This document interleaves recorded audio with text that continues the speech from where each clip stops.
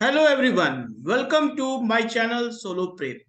Now here I am going to discuss a very important topic from science and technology and the name of the topic is IT and computer. तो दोस्तों जैसे कि आपको पता है कि हम लोग अभी सीरीज जो चला रहे हैं वो है पांच का दम सीरीज। इन दिस पांच का दम सीरीज में हम लोग क्या कर रहे हैं कि we choose 5 important topic from each and every sub topic of science and technology. तो पहले जो दो लेक्चर बन चुका है वीडियो वो है बायोटेक्नोलॉजी का वीडियो। ओके, बायोटेक्नोलॉजी का उन्होंने टॉपिक कंप्लीट किया एंड स्पेस टेक्नोलॉजी। तो आप प्लीज पहले बायोटेक्नोलॉजी स्पेस टेक्नोलॉजी देखें and again I am here to discuss 5 important topic from IT and computer. Okay, तो चलिए स्टार्ट करते हैं आज आपका पांच का दम सीरीज। तो इसमें हम लोगों ने क्या क्या टॉपिक चूज किया है फॉर दिस ईयर प्रीलिम्स 2023। तो इसमें पहला जो टॉपिक है वो है facial recognition system, FRS system क्या है, बहुत इंपॉर्टेंट है दिस ईयर प्रीलिम्स के लिए। देन हम लोग बात करेंगे एक्सटेंडेड रियलिटी, जो बार बार क्वेश्चन पूछा गया एक्सटेंडेड रियलिटी क्या है। Then will talk about the 4D printing. आपको पता है 3D प्रिंटिंग यूपीएससी ने मेंस में प्रीलिम्स में कई बार पूछा है। लास्ट 5 years का अगर पेपर उठा के देखोगे तो मेंस का और प्रीलिम्स का, तो उसमें 4D प्रिंटिंग से क्वेश्चंस आए हैं। Then what is called dark net, last year भी डार्क नेट से क्वेश्चन था, ठीक है। Then what is splinter internet, in splinter net and giga mesh. So giga mesh, splinter net एक नए वर्ड्स हैं जो आपको एग्जाम में थोड़ा कंफ्यूज कर सकते हैं। अगर पूछा जाए तो आपको समझ में नहीं आएगा ये आखिर है क्या। तो इन सारी चीजों को हम लोग कवर करेंगे। दूसरी बात ये है कि आपको बता दें ये प्रीलिम्स रिलेटेड वीडियो सीरीज है। हमारा सिर्फ और सिर्फ मकसद ये है कि आप इस टॉपिक को जानें, ठीक है। इसमें ज्यादा डिटेल्स मतलब जाने का मतलब है कि मेंस पर्सपेक्टिव से, लेकिन ये प्रीलिम्स पर्सपेक्टिव से वीडियो बनाई गई है। ओके, तो लेट्स स्टार्ट। तो पहला जो हमारा टॉपिक है वो है फेशियल रिकॉग्निशन सिस्टम, एफआरएस। ये है क्या? तो रिसेंटली क्या है कि first phase of facial recognition system is plan to Kolkata. Okay, plan at Kolkata, Varanasi, Pune, Vijayawada, Bangalore, Delhi and Hyderabad airport by March 2023।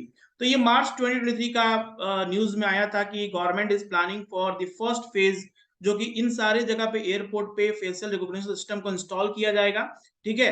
जो एयरपोर्ट के नाम है कोलकाता, वाराणसी, पुणे, विजयवाड़ा, बैंगलोर, दिल्ली एंड हैदराबाद, ठीक है। तो ये इंस्टॉलेशन के पर्पस क्या, why government want to install this facial recognition system. आप यहाँ पर देख सकते हैं इमेज में है कि यूनिक फेशियल डाटा, हर एक इंडिविजुअल का अपना यूनिक फेशियल डाटा होता है, ठीक है। कैप्चरिंग करेगा identified details of a face, then creating face print, और उसके बाद मैचिंग करेगा कि whether means whatever the objective of the government. तो इसमें क्या है कि सबसे पहले ये आप समझिए कि फेशियल रिकॉग्निशन सिस्टम है क्या। So facial recognition system is a part of Digi Yatra initiative. याद रहे ये डिजी यात्रा इनिशिएटिव का पार्ट है। तो यहाँ पर एक कंफ्यूजन हो सकती है, तो ये याद रहने से आपको वो क्वेश्चन सही हो सकता है। Of the government for providing passengers seamless and hassle free experience. तो ये seamless and hassle free experience at airports and simultaneously improving the security. तो इसका दो ऑब्जेक्टिव गवर्नमेंट का, एक तो पहला है कि आपका आइडेंटिफिकेशन हो सके कि आप वो पैसेंजर हैं जिसने आपने अपने रिजर्वेशन कराए हैं, ठीक है। दूसरा सिक्योरिटी पॉइंट ऑफ व्यू से काफी इंपॉर्टेंट होता है, जैसे कोई क्रिमिनल्स का आइडेंटिफिकेशन करना, या आपका किसी क्राइम रिकॉर्ड्स में तो नाम नहीं है, या आपका रिकॉर्ड्स कहीं ऐसी जगह पे तो नहीं है जिससे कि आप कोई वैसे इंसान है जो कि किसी तरह क्राइम कर सकते हैं। तो सिक्योरिटी को इंप्रूव करने के लिए इस सिस्टम को यूज किया जाएगा, ठीक है। सो it is a way of identifying और कंफर्मिंग एन इंडिविजुअल्स आइडेंटिटी। तो ये आपका एक तरह का इंडिविजुअल आइडेंटिटी को कंफर्म करेगा, क्योंकि आपके जो वोटर आईडी कार्ड में, आपके जो आधार कार्ड में, जो आपके ये सब में जब जो आपके फोटो लगे हुए हैं उनसे मैच करने के लिए this will be a one important technique. So it can be used to identify people in photos, videos और इन रियल टाइम। तो ये तीन जगह भी याद रहेगा, फोटोज में भी, वीडियोज में एंड रियल टाइम में। तो उसका सबसे बड़ा मकसद क्या है गवर्नमेंट का कि फाइंडिंग मिसिंग पीपल, ठीक है। मिसिंग पीपल जो लोग होते हैं बिकॉज ऑफ सम रीजन, किसी के बाल बढ़ गए सपोज, वो मिल नहीं रहे हैं, तो फेशियल जो यूनिक फेशियल डाटा जो होता है वो सबका यूनिक होता है। So with the help of this facial recognition system they able to identify each and every type of individuals how they are different, और उनका हर एक फेशियल की वजह से वो आइडेंटिफाई कर सकेंगे। सो ये क्रिमिनल को आइडेंटिफाई करने में भी हेल्पफुल होगा, और मेकिंग फ्लाइंग सेफर। तो जो हाईजेक वाले जो प्रॉब्लम होते हैं, टेररिस्ट ऑर्गेनाइजेशन जो होते हैं वो लोग कभी कभी बैठकर हाईजेक कर लेते हैं, तो वो सारे चीजों को हम लोग मतलब सेव कर सकें हमारी कंट्री को। तो facial recognition system is one for a security purpose making your means your passenger seamless and hassle free experience करना, कि ज्यादा क्राउड ना हो, सबका इक्वली मतलब एक बार अच्छा से टेस्ट हो जाए, and that government will maintain a security. So facial recognition system is another. Okay, so now we'll move to the next important topic. यहाँ पर है extended reality. So what is this extended reality? So recently क्या Ministry of Electronics and Information Technology and Meta have announced the list of 120 startups for the extended reality startup program. So 120 startup किसने announce किया? Ministry of Electronics and Information Technology and Meta. Now what is this extended reality? तो आप देखो extended reality मतलब होता क्या है. It is an umbrella term. ठीक है, अम्ब्रेला टर्म है जिसके तीन इंपॉर्टेंट कंपोनेंट्स हैं. It is an umbrella term for any technology that alters reality by adding digital elements to the physical और रियल वर्ल्ड इन्वायरमेंट. ठीक है, तो वैसा मतलब टेक्नोलॉजी को हम लोग कहते हैं एक्सटेंडेड रियलिटी, जो कि आपके रियल वर्ल्ड को चेंज कर दे. ठीक है, आपके रियल वर्ल्ड में जो देख रहे हैं वो बिल्कुल ही डिफरेंट आपको दिखेगा. It is a digital by putting some digital elements, so that will very different from your physical और रियल वर्ल्ड इन्वायरमेंट. और इसके थ्री इंपॉर्टेंट कंपोनेंट कौन कौन से होते हैं? वर्चुअल रियलिटी होती है, जो कि प्रीलिम्स में पूछ चुका है, लास्ट ईयर भी क्वेश्चन पूछा है इसमें. वर्चुअल रियलिटी, ऑगमेंटेड रियलिटी में क्या डिफरेंस होती है, एंड मिक्स्ड रियलिटी. ठीक है, as well as future immersive technology, जो भी फ्यूचर इमर्सिव टेक्नोलॉजी जो कि आपके रियल वर्ल्ड को चेंज करके they will give some digital platform, digital world जो देगा, जो कि आप विजुअलाइज कर सकोगे डिजिटल वर्ल्ड को. ठीक है, different means experience you will feel when you will have a more means link with such technology, so that enable extension of reality while blending virtual graphics with real world element. तो इन सारे term को हम लोग कहते हैं extended reality.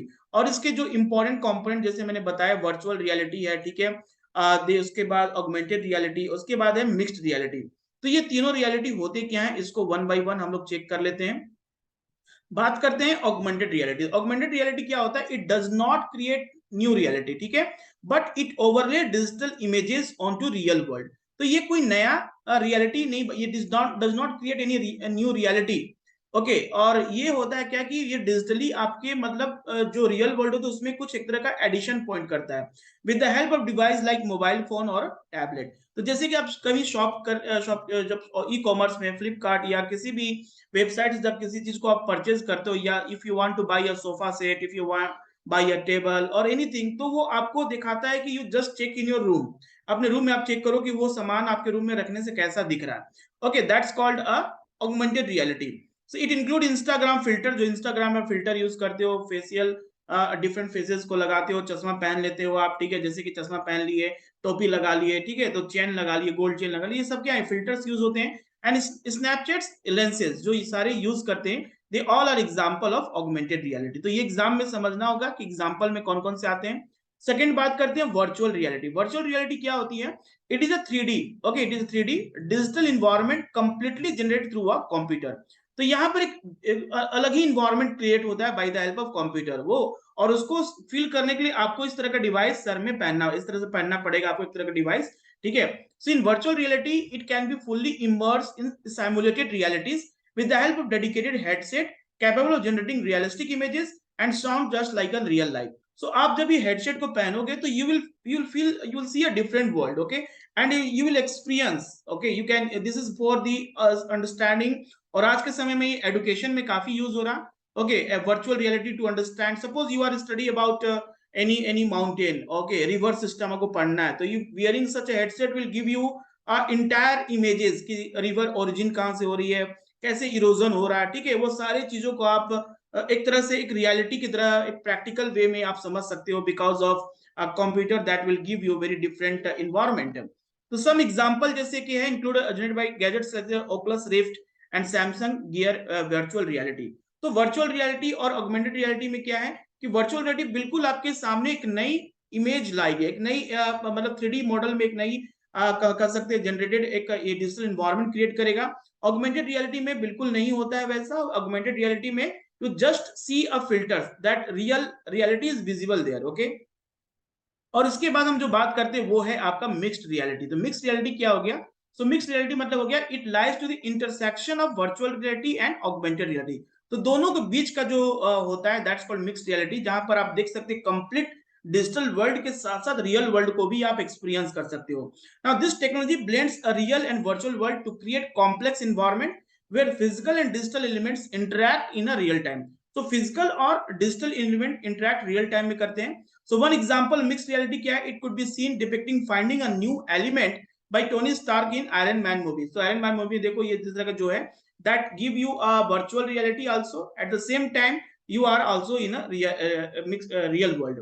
Now what are the importance or significance of this external reality का है? So this is in medical field, medicines में it will train surgeons by enabling interaction with 3D images. तो surgeons को क्या होगा कि they will because of virtual reality they will able to do diagnosis proper, they will able to operate and understand a disease in a more proper manner, very deep manner, without doing a real means without doing a real operation. तो वो बिना किए हुए आपको experience आ जाएगा कि problem है क्या।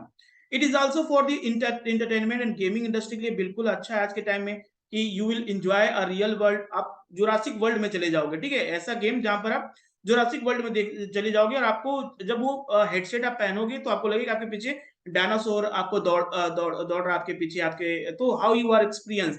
तो वो सारे इंटरटेनमेंट के लिए हम लोग गेमिंग इंडस्ट्री में यूज कर सकते हैं। Also for educational application via augmented reality. So educational application भी है जहां पर आप एजुकेशन को प्रॉपर वे में और किसी भी कॉन्सेप्ट को प्रॉपर वे में आप समझ सकोगे, ठीक है। तो extended reality exam point of view से काफी इंपॉर्टेंट है आपके दिस ईयर प्रीलिम्स के लिए। आगे बढ़ते हैं 4D printing.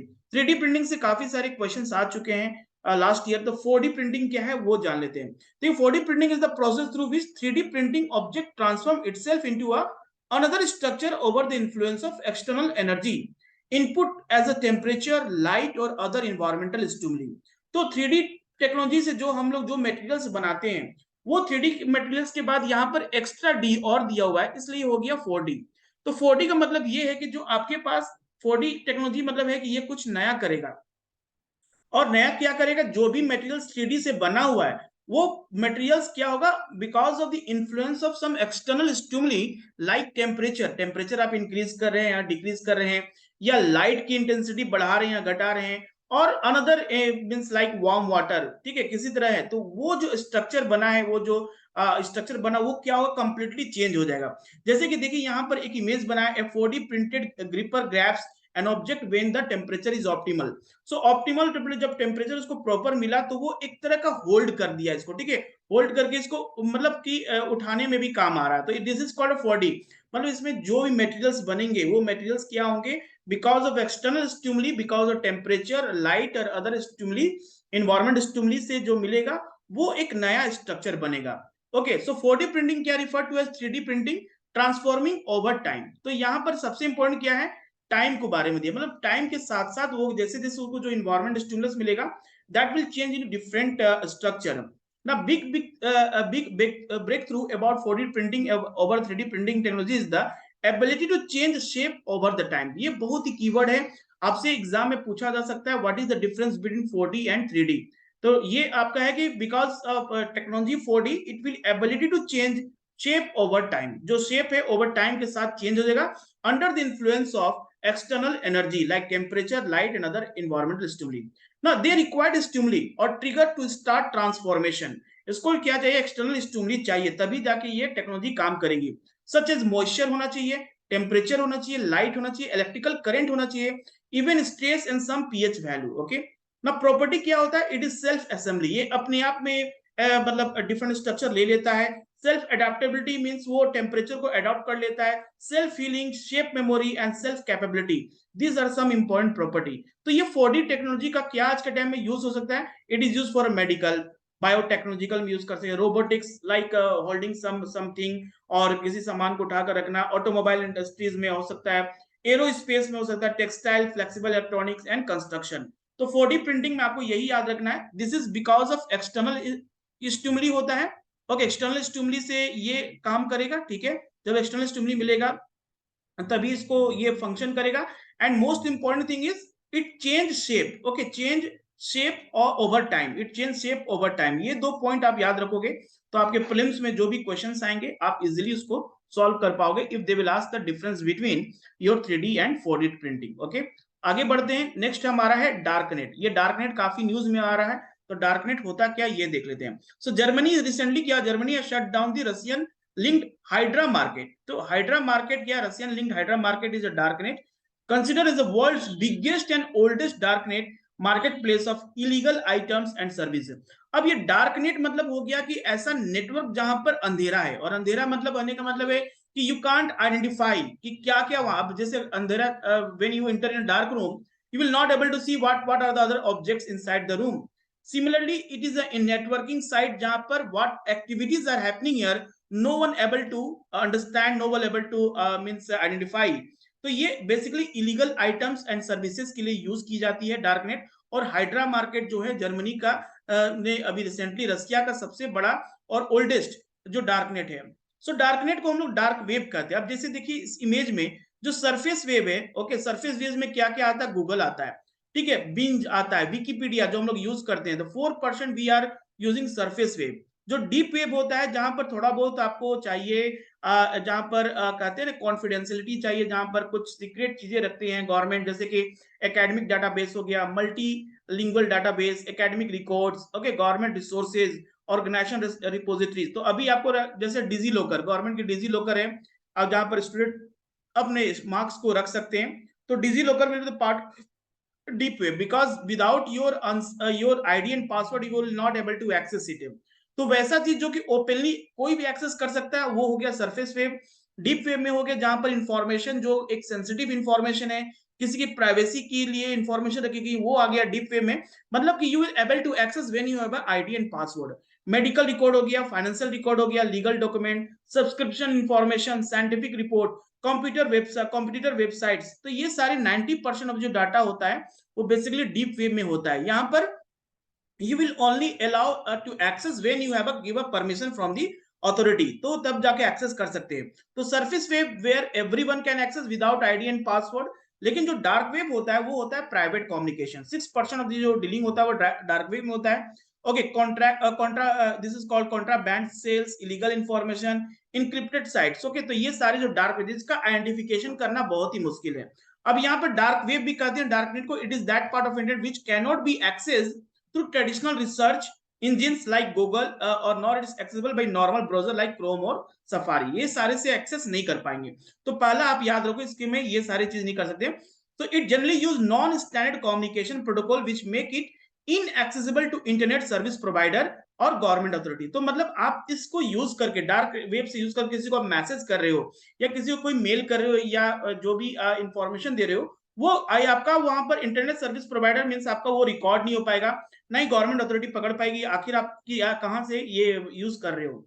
So content on darknet is encrypted and require a specific browser such as tor। Okay, so the onion ring, याद रहे onion ring, to access those pages. So concern over its use क्या है कि anonymity है, ठीक है, एक तो आपका means privacy and all the problems like criminal activity, heaven for illicit activity, it is a heaven for illicit activity। जितने भी गलत काम होते हैं, क्राइम्स होते हैं या जो भी फ्रॉड होते हैं, ये सारे यहाँ से होते हैं। प्राइवेसी एंड इथिकल कंसर्न यहाँ पर है कि किसी की प्राइवेसी, किसी की भी एक्सेस कर सकते हैं किसी का कोई भी इंफॉर्मेशन को। ड्रग डीलिंग के लिए यूज किया जाता है। कम्युनिकेशन बाय टेररिस्ट, तो most terrorist are using this dark web. तो डार्कनेट का मतलब हो गया वैसा जो कि एक्सेस करना पब्लिकली पॉसिबल नहीं है, ठीक है, जिसके लिए ऑल इलीगल एक्टिविटीज वहां पर काम किए जाते हैं।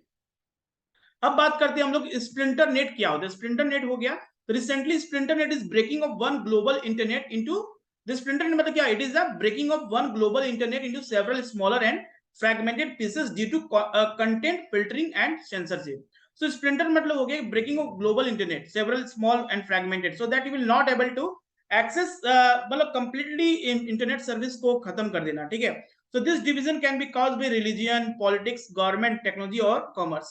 so countries that have created their own version of the internet including China, Russia, North Korea and Iran banning citizens from accessing certain websites in the Western world and creating a splinter net। so splinter net means you cannot able to access these sites because the authority are from the other countries on the in the name of religions, politics and government, technology and commerce। that's mainly used by the splinter nets।